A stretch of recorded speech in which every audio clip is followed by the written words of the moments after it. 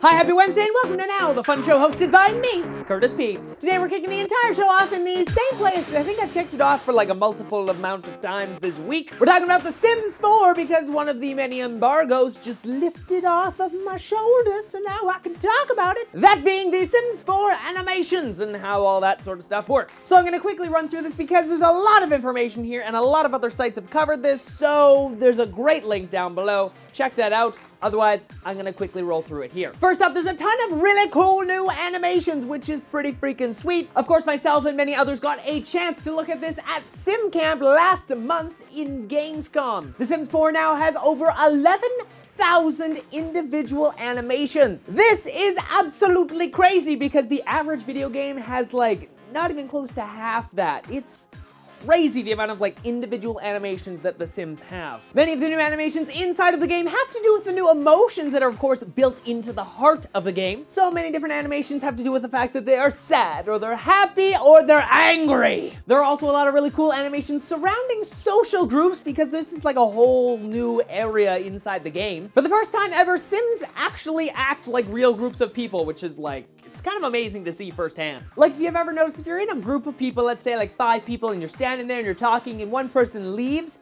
you have a tendency to all jiggle yourselves around so that you're equally spaced. Just because we as human beings don't like to have that extra negative zone, we tend to fill it in and make it a nice happy circle. Well, now in The Sims 4, that also happens. If a sim leaves the social group, your sims will rejig themselves in the circle to ensure that, you know, it looks proportional. Which is a weird, like, neurological thing that we as human beings do, and to have it in the game just makes it that much more lifelike. Along with moving in social groups, they also move and adapt to others and other objects in their surroundings. This is all thanks to the brand new routing system, which is, again, really cool to see, like, firsthand. No longer will your sims actually just walk up to something and be like, "The hell, there's a box in the road!" They will now walk around the box. They're not stupid. And if there's another sim in the road, do not worry, as they are approaching each other, they will turn and go around. It's like they're actually thinking. It's kind of really cool to see. Again, thanks to the brand new routing system built into The Sims 4. Along with the many other animations, the brand new multitasking features are pretty freaking sweet. If your sims want, hey, let's have them sit on the couch, watch some TV, talk to Sam right beside them, and hey,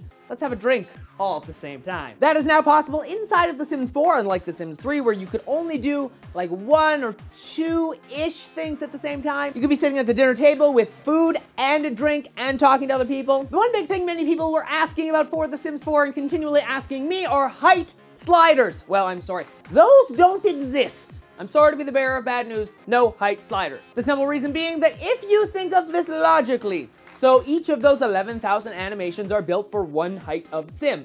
If you were to now have another height of sim, you now have 22,000 different animations. But you want a shorter sim? Great, now we have 33,000 individual animations. So if I get my point across here, it kind of exponentially like duplicates all of the animations that need to be done. And you can't just take an animation from like one height of sim and adapt it to another one, because then you're gonna get some weird things. Like how about the fact that a tall sim and a short sim making out? Imagining this is a mouth, this is a mouth.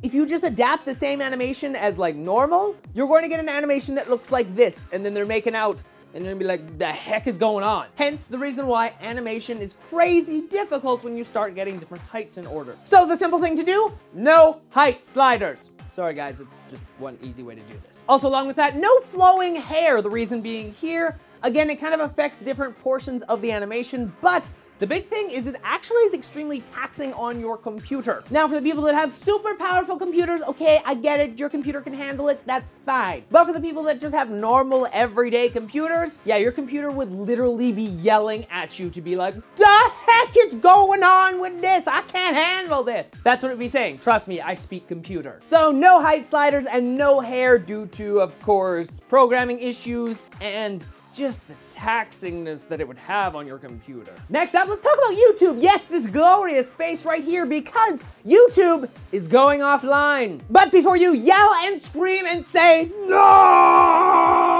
Don't worry, it's offline in a good way.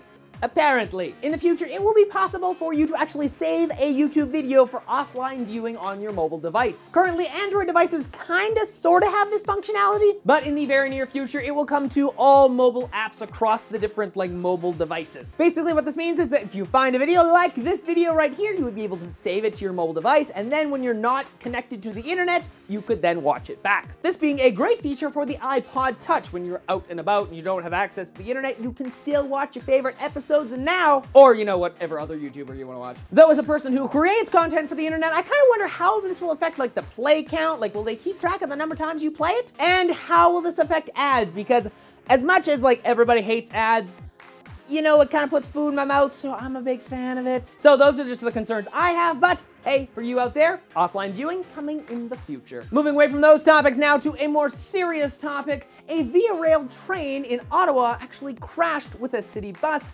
killing 6 people. This happened in the southwest end of Ottawa. At the time of the crash, 5 passengers were confirmed dead. A 6th, though, did die in hospital. Now, all deaths did happen from people being on the bus, not on the train itself, though 31 victims were transported to local area hospitals. No passengers on the train were harmed, but the train did derail 100 to about 200 feet down the track. In response to all of this, all Via Rail services are suspended from Ottawa to Toronto. Passengers on the derailed train are also being bused to Toronto's Union Station. So of course, very sad news coming out of Eastern Canada. My heart goes out to all the people affected by this tragedy. So jumping back to the topic of offline YouTube here, do you think you'll ever actually use the feature? Will you save a video from the YouTubes onto your device for viewing at a later time when you are offline? Let me know in the comment section down below what you think. But if you don't want to let me know down there, you can also let me know on my show's Facebook page, Twitter account, or through Google+.